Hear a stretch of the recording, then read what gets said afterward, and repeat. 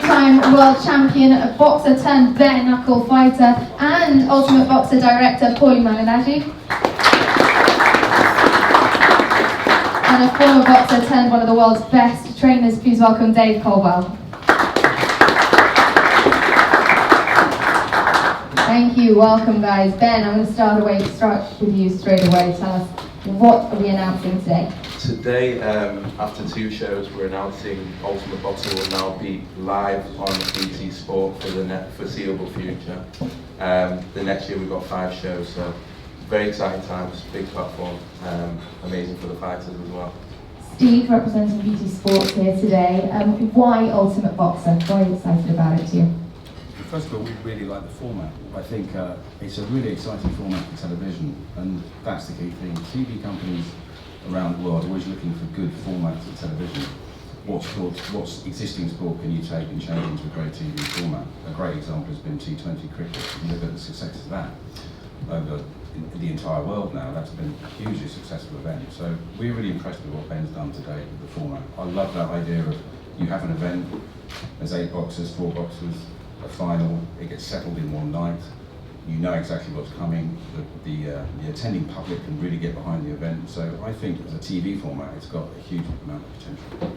Ben, Steve's mentioned the format there and the importance of it. It's like a World Cup final. Walk us through why it's so unique.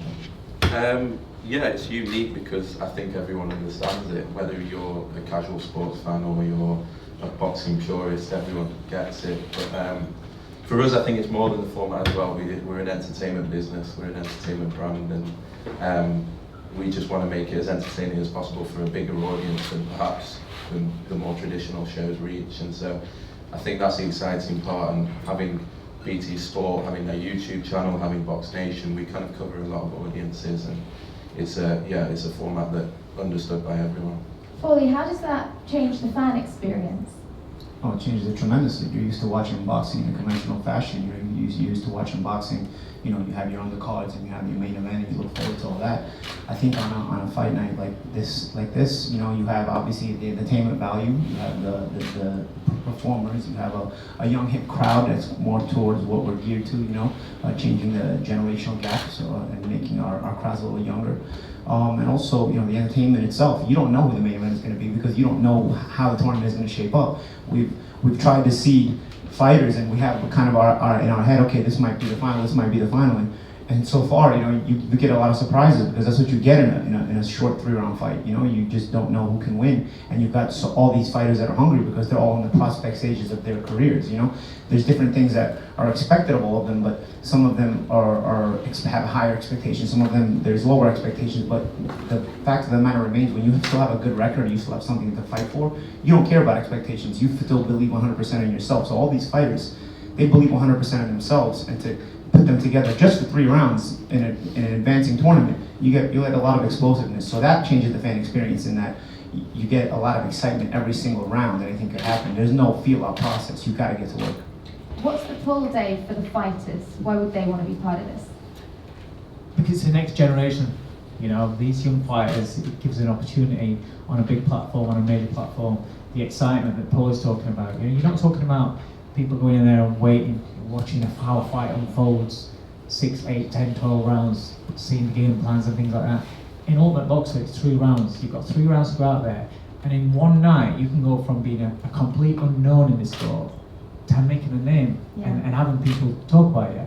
You know, we've got somebody here that's made a name on the Ultimate Boxer before. Shakan Peters. Before that night, I'd never seen him box.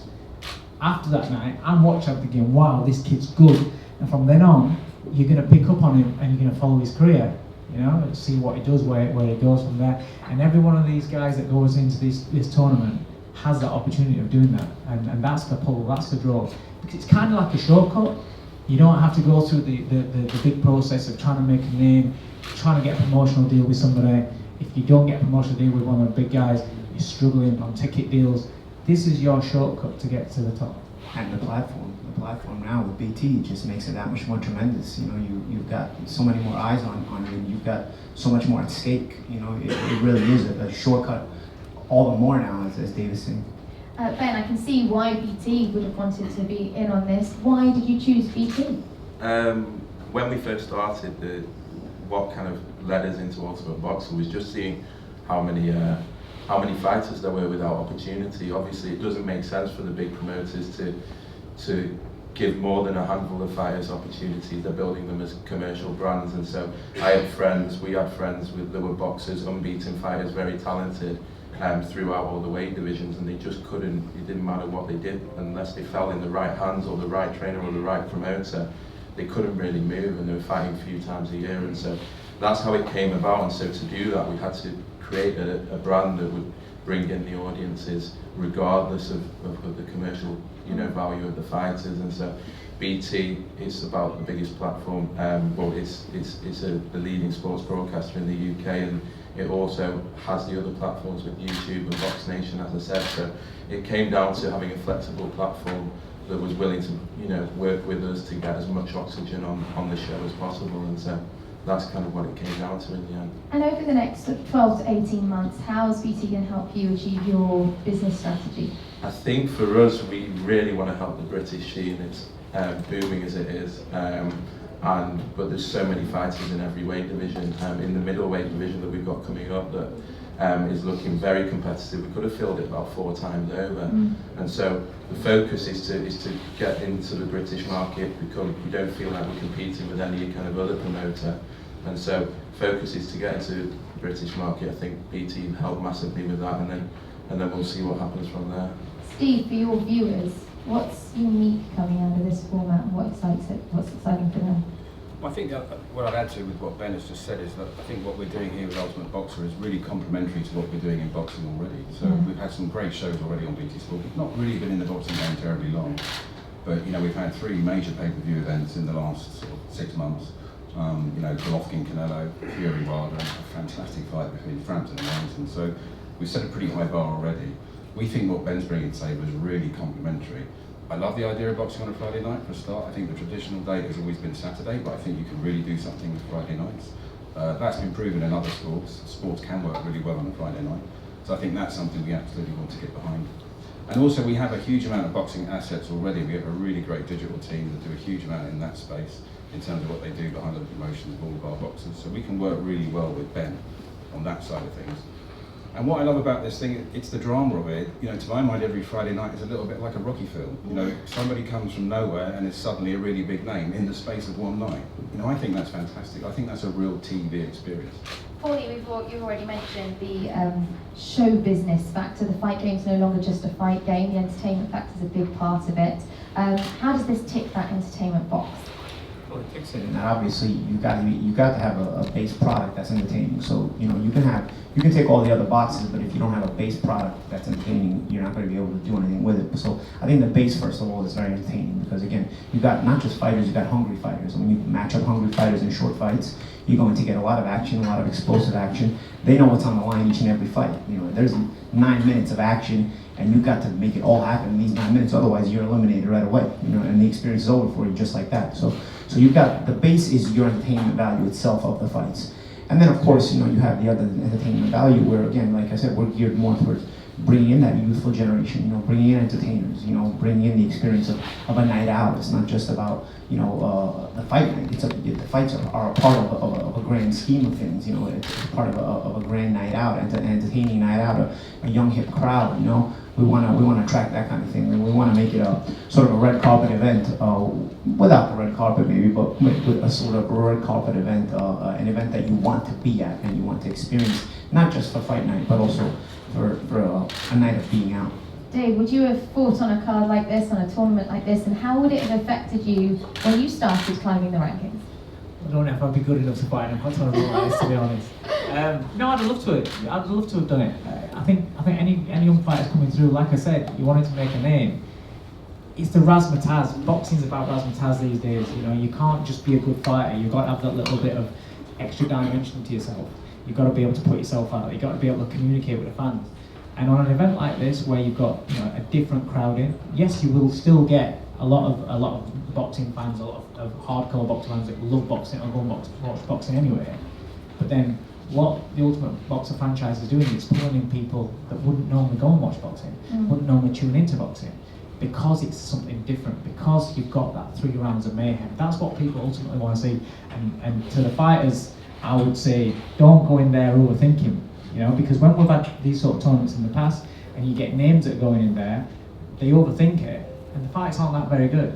Fans want to see the good fights, and you've got 3 rounds to implement excitement and some of your ability, but you desire and how much you want it. If you want it, it's all there for you. I would have loved to have given this a go, you know? Because of the 3 rounds, the speed and the nature of the knockouts, we're seeing more explosive fighting, more of an explosive first round, a higher rating of having knockouts, and more chaotic fighting as well. Does the training for this change?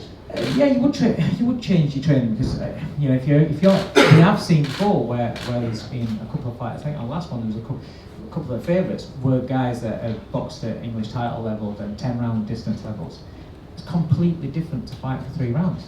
You have to be clever, you have to be smart, because you can't go in there reckless and just take shots for the sake of it, because it doesn't matter if it's 10 rounds or 3 rounds. If you're taking shots on the chin into the body, it's going to tire you out, it's going to wear you out. Then you've also got to think about you've only got those 3 rounds, but then you've got the next round on the same night. You've got to go again. Yeah, so how many potentially fighters do we fights on one see where we have a great fight and then they're absolutely shat for the next one, or maybe they get through the next one, that's still a good fight, but then the final, by the time it gets to the final, so there's a lot of things that they have to take into account for this one night of boxing. Paulie, we've been talking about the change in the boxing industry. How much change have you seen, and how does this format favour the change?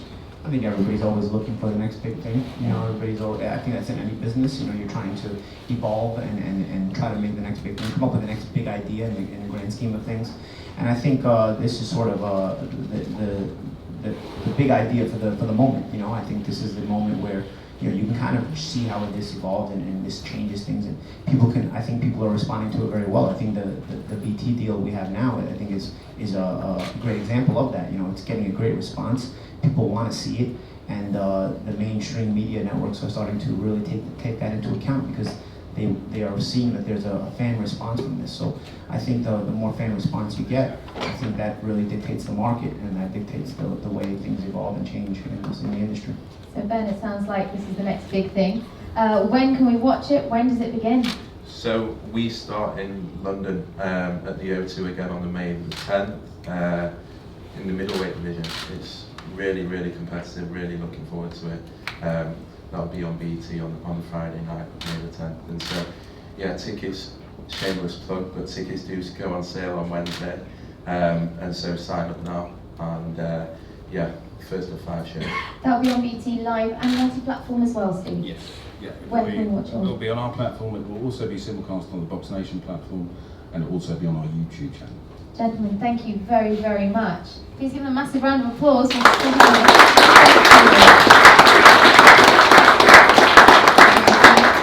very much. I'd like our last event at the O2 Indigo in London. Tell me about that night and what's happened since. It was a great experience, great night. For myself that day, I haven't really fought out of Birmingham, so it's a new experience fighting in London. But I just remember a lot of my fans was all geared up for it. I brought quite a lot of people down from Birmingham, and it's just a great entertaining night. When I got there, you know, the staff and everyone, even at my BOXER, was very welcoming. But it's a great experience. I just enjoyed the whole journey, everything about it. And how did it affect your rankings in the division? Yeah, my ranking, I noticed that it shot up quite high. I can't remember where I was exactly beforehand, but you know, I ended up after that being 9th in Britain. Mm-hmm. So it did shut up, and yeah, I was a good ranking from that. It drew a lot of eyes to you and your name. There's been positives and negatives, right? Yeah, we've had a lot of interest in my name. I've had a lot of people contact me, but even around, yeah. That's a part of boxing. You know, if you're not going to be prepared for that, then obviously you're in the wrong sport. But it's been great, even in my hometown. I've had a lot of interest, and not just my hometown, around the UK and other places. People are constantly messaging me on Twitter, my Instagram, and things like that. And it's just humbling to just see the response that a lot of people give me from it. It's been great. Thank you. Grant, you are one of our more experienced fighters, fighting in Ultimate Boxing 3. Yep. Could this format be too fast, perhaps? No, not for me personally. I'm quite a quick starter in fights anyway, and I try to implement I do quite quickly. The format for me is great, you know what I'm saying, and it will definitely, on the night, my experience, going over 10 rounds, etc., will tell, because from them, round 1 to 10, I'm always explosive anyway, do you know what I'm saying? So it's just gonna be over a little bit quicker than I'm used to. That's it. So you're saying it favours your style, Absolutely. but why else did you want to be part of Ultimate Boxer? Obviously the profile. I've been pro now for like 4 years, and you know, I've fought for the English title, won the Southern Area title after 7 fights, sorry. And the profile and live on BT Sport, the world watching is definitely something that favours guys that are on ticket deals and aren't with the big promoters. So it's just it's a great opportunity. Thank you, Derek. You will be fighting at Ultimate Boxer 3. By what some people may appear as a contrast, you're also a preacher. You must have been asked quite a few intriguing questions. Yeah, I get asked about it a lot. My nickname is actually the Punching Preacher, which it wasn't given to me. I didn't pick that nickname, but it kind of stuck with me. The Punching Preacher. Punching Preacher. I'm hearing, yeah. Some days I punch, some days I preach. So yeah, that's how it goes, really. And what kind of questions are your community asking you? Because from a sort of religious point of view, people could see that as a contrast. Yeah, I get a lot. It's an interesting contrast. Obviously, I understand that it's not usual. It's you know, it's quite out of the box. I get a lot of questions about, you know, do I live a double life? Like 1 second I pray for people in church on a Sunday, next minute I'm trying to punch someone in the face. I get interesting questions like, you know, do I wear a collar? Do I have interest in training gear? Like, do I train in black and white? Because, you know. But it's all fun and games, man. It's good, man. Like, it's a part of me. It's who I am. Do you know what I mean? So I can't run away from it. So I embrace it. And do you see a link there for you with the discipline and respect that's in fight sports to your work? Yeah, 100%. I think the main thing for me is, you know, the main thing I'm always trying to get across is that, you know, boxing is my profession. That's my career. You know, me being a minister is based on my faith, you know what I mean? So, for me, my faith has played a very important part in getting me to where I am today. I think going into the ring, I think what separates me with my faith and belief in that, knowing that I can't be scared of anything, do you know what I mean? So, I think that's the main thing. So yeah, I think it's a great opportunity, a great platform to basically show what I'm made of. Looking forward to watching you guys fight. You'll be fighting again on the night, won't you, Stefan? Yeah, I've been next fight on the night, so it's a good opportunity again to be on a good stage, involved with obviously these middleweights again, so it'd be good. Not in the actual, obviously, prize fighting bit, I ain't getting down to middleweight. It's good to be on that, obviously, the show again, and I'm happy to be back in London. All three of you sound so intriguing. I could talk to you for hours, but I think this lot would kill me if we did. A massive round of applause to our fighters. Thank you.